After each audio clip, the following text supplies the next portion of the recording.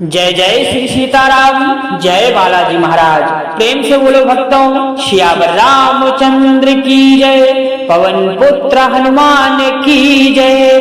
प्यारे भक्तों, आप सभी भक्तों को चैत्र रामनवमी की ढेर सारी शुभकामनाएं। प्यारे भक्तों, राम से बड़ा राम का नाम होता है, क्योंकि राम नाम की महिमा को स्वयं शिव ने भी स्वीकार किया और पुराणों में राम नाम का गुणगान भी वर्तित है। तो प्यारे भक्तों, आज हम आपके लिए श्री रामचंद्र जी का एक बहुत सरल एवं बहुत ही प्रभावशाली मंत्र का जाप करने वाले हैं। मान्यता है कि जो भी भक्त रामनवमी के दिन इस मंत्र का जाप या श्रवण कर लेता है, उसके जीवन से सारे दुख कष्ट हमेशा के लिए दूर हो जाते हैं और साथ ही मनचाही कामना को भी पूरा कर सकते हैं। तो प्यारे भक्तों, अगर आप भी चाहते हैं कि हमारे जीवन से सारे दुख संकट दूर रहें, तो आइए इस महारामनवमी के पावन पर्व पर इस महाबलशाली मंत्र का जाप सच्चे मन से पूरे विश्वास के साथ पूरा 108 बार कर लें।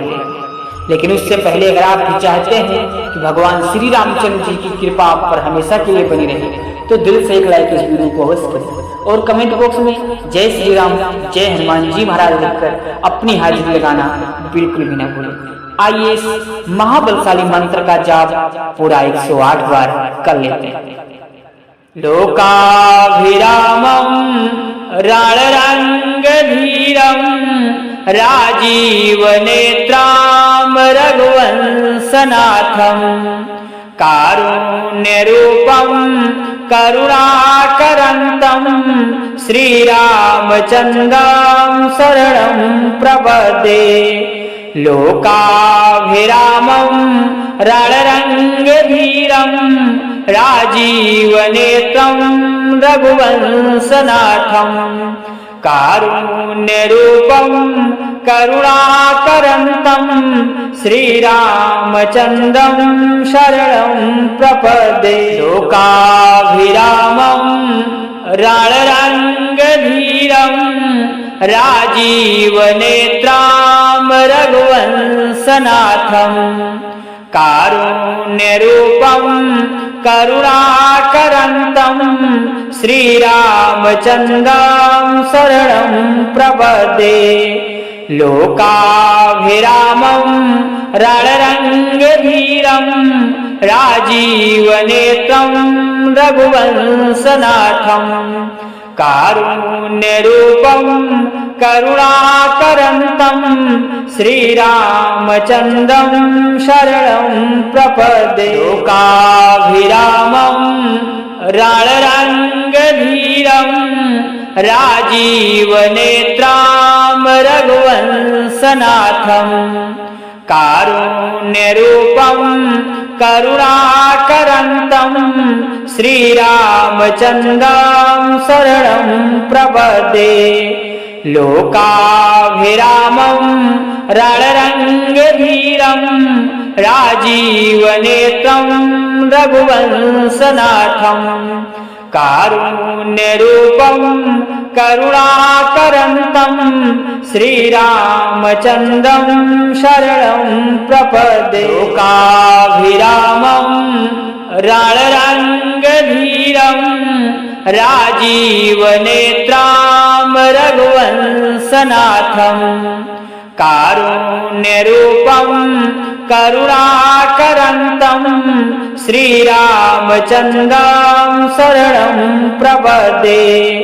लोकाभिरामं रणरंगधीरं राजीवनेत्रं रघुवंशनाथं कारुण्यरूपं करुणाकरन्तं श्रीरामचन्द्रं शरणं प्रपद्ये। लोकाभिरामं रणरंगधीरं राजीवनेत्रां रघुवंशनाथं कारुण्यरूपं करुणाकरन्तं श्रीरामचन्द्रं शरणं प्रपद्ये। लोकाभिरामं रणरङ्गधीरं राजीवनेत्रं रघुवंशनाथं कारुण्यरूपं करुणाकरन्तं श्रीरामचन्द्रं शरणं प्रपद्ये। लोकाभिरामं रणरङ्गधीरं राजीवनेत्रां रघुवंशनाथं कारुण्यरूपं करुणाकरन्तं श्रीरामचन्द्रं शरणं प्रपद्ये। लोकाभिरामं रणरङ्गधीरं राजीवनेत्रं रघुवंशनाथं कारुण्यरूपं करुणाकरन्तं श्रीरामचन्द्रं शरणं प्रपद्ये। लोकाभिरामं रणरङ्गधीरं राजीवनेत्रां रघुवंशनाथं कारुण्यरूपं करुणाकरन्तं श्रीरामचन्द्रं शरणं प्रपद्ये। लोकाभिरामं रणरङ्गधीरं राजीवनेत्रं रघुवंशनाथं कारुण्यरूपं करुणाकरन्तं श्रीरामचन्द्रं शरणं प्रपद्ये। लोकाभिरामं रणरङ्गधीरं राजीवनेत्रां रघुवंशनाथं कारुण्यरूपं करुणाकरन्तं श्रीरामचन्द्रं शरणं प्रपद्ये। लोकाभिरामं रणरङ्गधीरं राजीवनेत्रं रघुवंशनाथं कारुण्यरूपं करुणाकरन्तं श्रीरामचन्द्रं शरणं प्रपद्ये। लोकाभिरामं रणरङ्गधीरं राजीवनेत्रां रघुवंशनाथं कारुण्यरूपं करुणाकरन्तं श्रीरामचन्द्रं शरणं प्रपद्ये। लोकाभिरामं रणरङ्गधीरं राजीवनेत्रं रघुवंशनाथं कारुण्यरूपं करुणाकरन्तं श्रीरामचन्द्रं शरणं प्रपद्ये। लोकाभिरामं रणरङ्गधीरं राजीवनेत्रां रघुवंशनाथं कारुण्यरूपं करुणाकरन्तं श्रीरामचन्द्रं शरणं प्रपद्ये। लोकाभिरामं रणरङ्गधीरं राजीवनेत्रं रघुवंशनाथं कारुण्यरूपं करुणाकरन्तं श्रीरामचन्द्रं शरणं प्रपद्ये। लोकाभिरामं रणरङ्गधीरं राजीवनेत्रां रघुवंशनाथं कारुण्यरूपं करुणाकरन्तं श्रीरामचन्द्रं शरणं प्रपद्ये। लोकाभिरामं रणरङ्गधीरं राजीवनेत्रं रघुवंशनाथं कारुण्यरूपं करुणाकरन्तं श्रीरामचन्द्रं शरणं प्रपद्ये। लोकाभिरामं रणरङ्गधीरं राजीवनेत्रां रघुवंशनाथं कारुण्यरूपं करुणाकरन्तं श्रीरामचन्द्रं शरणं प्रपद्ये लोकाभिरामं रणरङ्गधीरं राजीवनेत्रं रघुवंशनाथं कारुण्यरूपं करुणाकरन्तं श्रीरामचन्द्रं शरणं प्रपद्ये लोकाभिरामं रणरङ्गधीरं राजीवनेत्रं रघुवंशनाथं कारुण्यरूपं करुणाकरन्तं श्रीरामचन्द्रं शरणं प्रपद्ये लोकाभिरामं रणरङ्गधीरं राजीवनेत्रं रघुवंशनाथं कारुण्यरूपं करुणाकरन्तं श्रीरामचन्द्रं शरणं प्रपद्ये लोकाभिरामं रणरङ्गधीरं राजीवनेत्रं रघुवंशनाथं कारुण्यरूपं करुणाकरन्तं श्रीरामचन्द्रं शरणं प्रपद्ये लोकाभिरामं रणरङ्गधीरं राजीवनेत्रं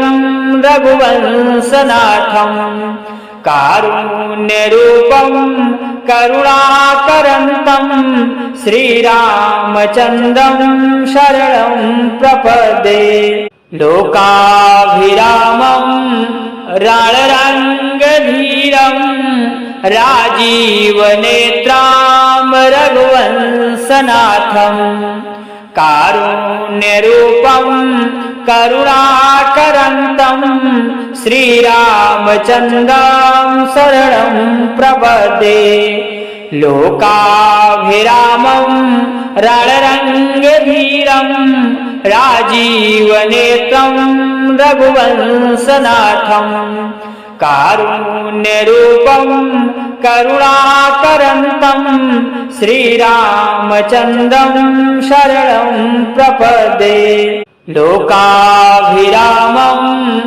रणरङ्गधीरं राजीवनेत्रं रघुवंशनाथं कारुण्यरूपं करुणाकरन्तं श्रीरामचन्द्रं शरणं प्रपद्ये लोकाभिरामं रणरङ्गधीरं राजीवनेत्रं रघुवंशनाथं कारुण्यरूपं करुणाकरन्तं श्रीरामचन्द्रं शरणं प्रपद्ये लोकाभिरामं रणरङ्गधीरं राजीवनेत्रं रघुवंशनाथं कारुण्यरूपं करुणाकरन्तं श्रीरामचन्द्रं शरणं प्रपद्ये लोकाभिरामं रणरङ्गधीरं राजीवनेत्रं रघुवंशनाथं कारुण्यरूपं करुणाकरन्तं श्रीरामचन्द्रं शरणं प्रपद्ये लोकाभिरामं रणरङ्गधीरं राजीवनेत्रं रघुवंशनाथं कारुण्यरूपं करुणाकरन्तं श्रीरामचन्द्रं शरणं प्रपद्ये लोकाभिरामं रणरङ्गधीरं राजीवनेत्रं रघुवंशनाथं कारुण्यरूपं करुणाकरन्तं श्रीरामचन्द्रं शरणं प्रपद्ये लोकाभिरामं राळरङ्गधीरं राजीवनेत्रां रघुवंशनाथं कारुण्यरूपं करुणाकरन्तं श्रीरामचन्द्रं शरणं प्रपद्ये लोकाभिरामं रणरङ्गधीरं राजीवनेत्रं रघुवंशनाथं कारुण्यरूपं करुणाकरन्तं श्रीरामचन्द्रं शरणं प्रपद्ये लोकाभिरामं रणरङ्गधीरं राजीवनेत्रां रघुवंशनाथं कारुण्यरूपं करुणाकरन्तं श्रीरामचन्द्रं शरणं प्रपद्ये लोकाभिरामं रणरङ्गधीरं राजीवनेत्रं रघुवंशनाथं कारुण्यरूपं करुणाकरन्तं श्रीरामचन्द्रं शरणं प्रपद्ये लोकाभिरामं रणरङ्गधीरं राजीवनेत्रां रघुवंशनाथं कारुण्यरूपं करुणाकरन्तं श्रीरामचन्द्रं शरणं प्रपद्ये लोकाभिरामं रणरङ्गधीरं राजीवनेत्रं रघुवंशनाथं कारुण्यरूपं करुणाकरन्तं श्रीरामचन्द्रं शरणं प्रपद्ये लोकाभिरामं रणरङ्गधीरं राजीवनेत्रां रघुवंशनाथं कारुण्यरूपं करुणाकरन्तं श्रीरामचन्द्रं शरणं प्रपद्ये लोकाभिरामं रणरङ्गधीरं राजीवनेत्रं रघुवंशनाथं कारुण्यरूपं करुणाकरन्तं श्रीरामचन्द्रं शरणं प्रपद्ये लोकाभिरामं रणरङ्गधीरं राजीवनेत्रां रघुवंशनाथं कारुण्यरूपं करुणाकरन्तं श्रीरामचन्द्रं शरणं प्रपद्ये लोकाभिरामं रणरङ्गधीरं राजीवनेत्रं रघुवंशनाथं कारुण्यरूपं करुणाकरन्तं श्रीरामचन्द्रं शरणं प्रपद्ये लोकाभिरामं रणरङ्गधीरं राजीवनेत्रां रघुवंशनाथं कारुण्यरूपं करुणाकरन्तं श्रीरामचन्द्रं शरणं प्रपद्ये लोकाभिरामं रणरङ्गधीरं राजीवनेत्रं रघुवंशनाथं कारुण्यरूपं करुणाकरन्तं श्रीरामचन्द्रं शरणं प्रपद्ये लोकाभिरामं रणरङ्गधीरं राजीवनेत्रां रघुवंशनाथं कारुण्यरूपं करुणाकरन्तं श्रीरामचन्द्रं शरणं प्रपद्ये लोकाभिरामं रणरङ्गधीरं राजीवनेत्रं रघुवंशनाथं कारुण्यरूपं करुणाकरन्तं श्रीरामचन्द्रं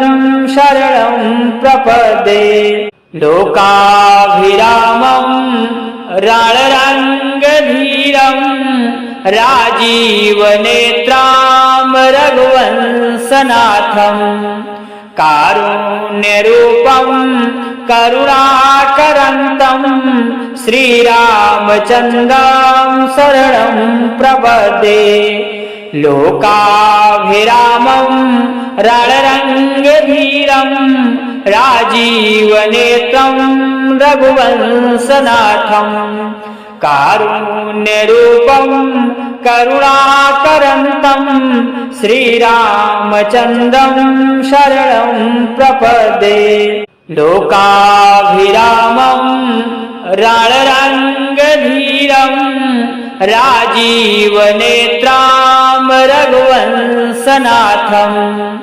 कारुण्यरूपं करुणाकरन्तं श्रीरामचन्द्रं शरणं प्रपद्ये लोकाभिरामं रणरङ्गधीरं राजीवनेत्रं रघुवंशनाथं कारुण्यरूपं करुणाकरन्तं श्रीरामचन्द्रं शरणं प्रपद्ये लोकाभिरामं रणरङ्गधीरं राजीवनेत्रां रघुवंशनाथं कारुण्यरूपं करुणाकरन्तं श्रीरामचन्द्रं शरणं प्रपद्ये लोकाभिरामं रणरङ्गधीरं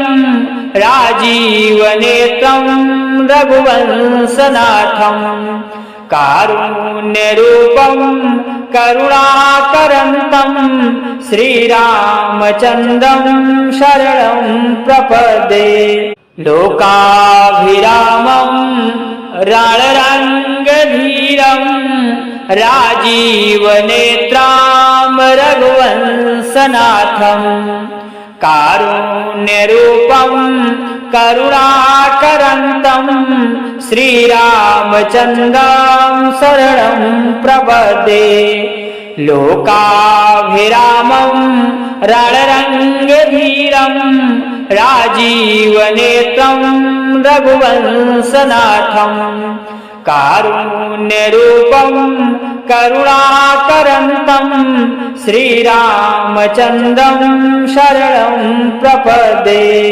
लोकाभिरामं रणरङ्गधीरं राजीवनेत्रां रघुवंशनाथं कारुण्यरूपं करुणाकरन्तं श्रीरामचन्द्रं शरणं प्रपद्ये लोकाभिरामं रणरङ्गधीरं राजीवनेत्रं रघुवंशनाथं कारुण्यरूपं करुणाकरन्तं श्रीरामचन्द्रं शरणं प्रपद्ये लोकाभिरामं रणरङ्गधीरं राजीवनेत्रां रघुवंशनाथं कारुण्यरूपं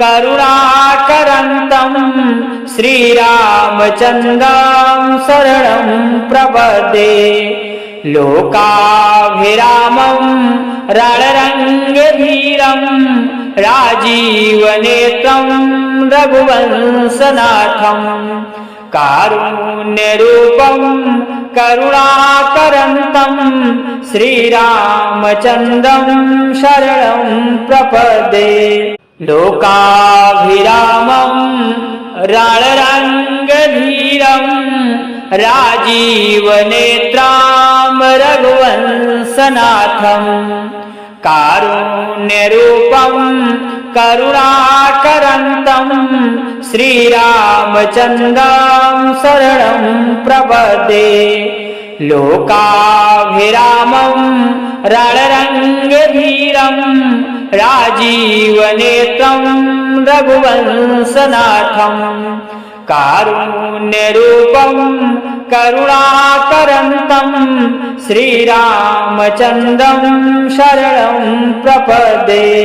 लोकाभिरामं रणरङ्गधीरं राजीवनेत्रां रघुवंशनाथं कारुण्यरूपं करुणाकरन्तं श्रीरामचन्द्रं शरणं प्रपद्ये। लोकाभिरामं रणरङ्गधीरं राजीवनेत्रं रघुवंशनाथं कारुण्यरूपं करुणाकरन्तं श्रीरामचन्द्रं शरणं प्रपद्ये। लोकाभिरामं रणरङ्गधीरं राजीवनेत्रां रघुवंशनाथं कारुण्यरूपं करुणाकरन्तं श्रीरामचन्द्रं शरणं प्रपद्ये। लोकाभिरामं रणरङ्गधीरं राजीवनेत्रं रघुवंशनाथं कारुण्यरूपं करुणाकरन्तं श्रीरामचन्द्रं शरणं प्रपद्ये।